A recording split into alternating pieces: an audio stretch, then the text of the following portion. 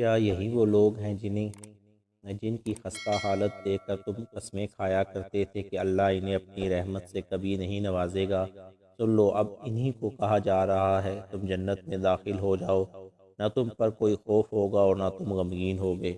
اور دوزخ والے اہل جنت کو پکار کر کہیں گے کہ ہمیں جنتی پانی سے کچھ فیضیاب کر دو، یا اس رزق میں سے جو اللہ نے تمہیں بخشا ہے۔ وہ کہیں گے بے شک اللہ نے یہ دونوں نعمتیں کافروں پر حرام کر دی ہیں، جنہوں نے اپنے دین کو تماشا اور کھیل بنا لیا اور جنہیں دنیاوی زندگی نے فریب دے رکھا تھا۔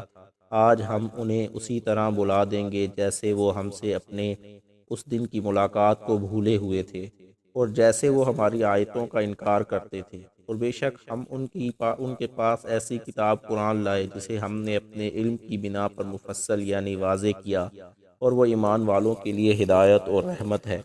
اور وہ صرف اس کہی ہوئی بات کے انجام کے منتظر ہیں۔ جس دن اس بات کا انجام سامنے آ جائے گا، وہ لوگ جو اس سے قبل اسے بھلا چکے تھے کہیں گے بے شک ہمارے رب کے رسول حق بات لے کر آئے تھے، سو کیا آج ہماری کوئی سفارشی ہے جو ہمارے لیے سفارش کر دیں، یا ہم پھر دنیا میں لوٹا دیے جائیں تاکہ ہم اس مرتبہ ان اعمال سے مختلف عمل کریں جو پہلے کرتے رہے تھے۔ بے شک انہوں نے اپنے آپ کو نقصان پہنچایا، اور وہ بہتان و افطرا ان سے جاتا رہا جو وہ گھڑا کرتے تھے۔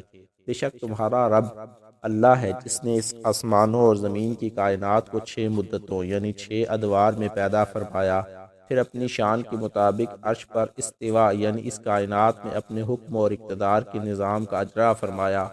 وہیں رات سے دن کو ڈھانک دیتا ہے، حال کہ دن رات میں سے ہر ایک دوسرے کے تعاقب میں تیزی سے لگا رہتا ہے، اور سورج اور چاند اور ستارے سب اسی کے حکم سے ایک نظام کے پابند بنا دیے گئے ہیں۔ خبردار، ہر چیز کی تخلیق اور حکم اور تدبیر کا نظام چلانا اسی کا کام ہے۔ اللہ بڑی برکت والا ہے جو تمام جہانوں کی تدریجاً پرورش فرمانے والا ہے۔ تم اپنے رب سے گڑ گڑا کر اور آہستہ دونوں طریقوں سے دعا کیا کرو، بے شک وہ حد سے بڑھنے والوں کو پسند نہیں کرتا۔ اور زمین میں اس کے سور جانے یعنی ملک کا ماحول حیات درست ہو جانے کے بعد فساد انگیزی نہ کرو، اور اس کے عذاب سے ڈرتے ہوئے اور اس کی رحمت سے امید رکھتے ہوئے اس سے دعا کرتے رہا کرو۔ بے شک اللہ کی رحمت احسان شعار لوگوں یعنی نیکوکاروں کے قریب ہوتی ہے، اور وہی ہے جو اپنی رحمت یعنی بارش سے پہلے ہواؤں کو خوشخبری بنا کر بھیجتا ہے، یہاں تک کہ جب وہ ہوائیں بھاری بادلوں کو اٹھا کر لاتی ہیں تو ہم ان بادلوں کو کسی مردہ یعنی بے آب و گیا شہر کی طرف ہانک دیتے ہیں۔ پھر ہم اس بادل سے پانی برساتے ہیں، پھر ہم اس پانی کے ذریعے زمین سے ہر قسم کے پھل نکالتے ہیں۔ اسی طرح ہم روز قیامت مردوں کو قبروں سے نکالیں گے تاکہ تم نصیحت قبول کرو۔ اور جو اچھی یعنی زرخیز زمین ہے اس کا سبزہ اللہ کے حکم سے خوب نکلتا ہے، اور جو زمین خراب ہے اس سے تھوڑی سی بے فائدہ چیز کے سوا کچھ نہیں نکلتا۔ اسی طرح ہم اپنی آیتیں یعنی دلائل اور نشانیاں ان لوگوں کے لیے بار بار بیان کرتے ہیں جو شکر گزار ہیں۔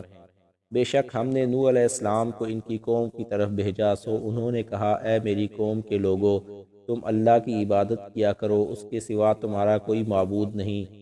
یقیناً مجھے تمہارے اوپر ایک بڑے دن کے عذاب کا خوف آتا ہے۔ ان کی قوم کے سرداروں اور رئیسوں نے کہا اے نوح، بے شک ہم تمہیں کھلی گمراہی میں مبتلا دیکھتے ہیں۔ انہوں نے کہا اے میری قوم، مجھ میں کوئی گمراہی نہیں، لیکن یہ حقیقت ہے کہ تمام جہانوں کے رب کی طرف سے رسول مبعوث ہوا ہوں۔ میں تمہیں اپنے رب کے پیغامات پہنچا رہا ہوں اور تمہیں نصیحت کر رہا ہوں، اور اللہ کی طرف سے وہ کچھ جانتا ہوں جو تم نہیں جانتے۔ کیا تمہیں اس بات پر تعجب ہے کہ تمہارے پاس تمہارے رب کی طرف سے تم ہی میں سے ایک مرد کی زبان پر نصیحت آئی تاکہ وہ تمہیں عذاب الہی سے ڈرائے اور تم پرہیزگار بن جاؤ، اور یہ اس لیے ہے کہ تم پر رحم کیا جائے۔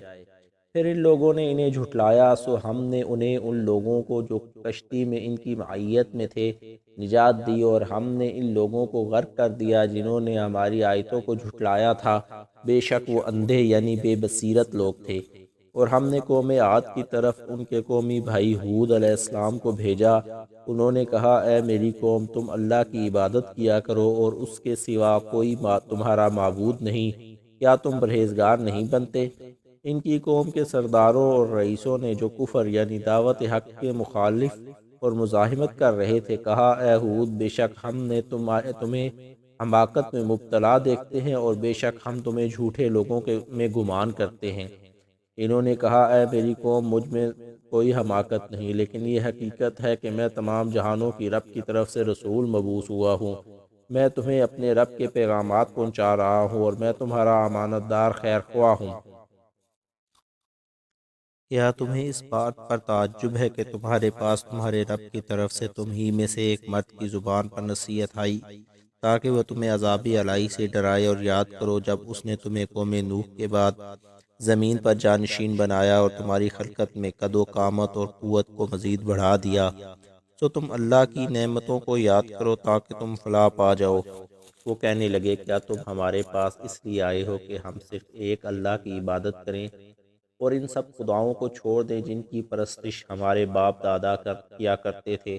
تو تم ہمارے پاس وہ عذاب لے آؤ جس کی تم ہمیں وعید سناتے ہو، اگر تم سچے لوگوں میں سے ہو۔ انہوں نے کہا، یقیناً تم پر تمہارے رب کی طرف سے عذاب اور غضب واجب ہو گیا۔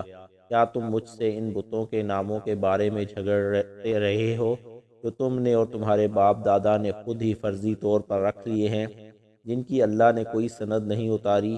تو تم عذاب کا انتظار کرو، میں بھی تمہارے ساتھ انتظار کرنے والوں میں سے ہوں۔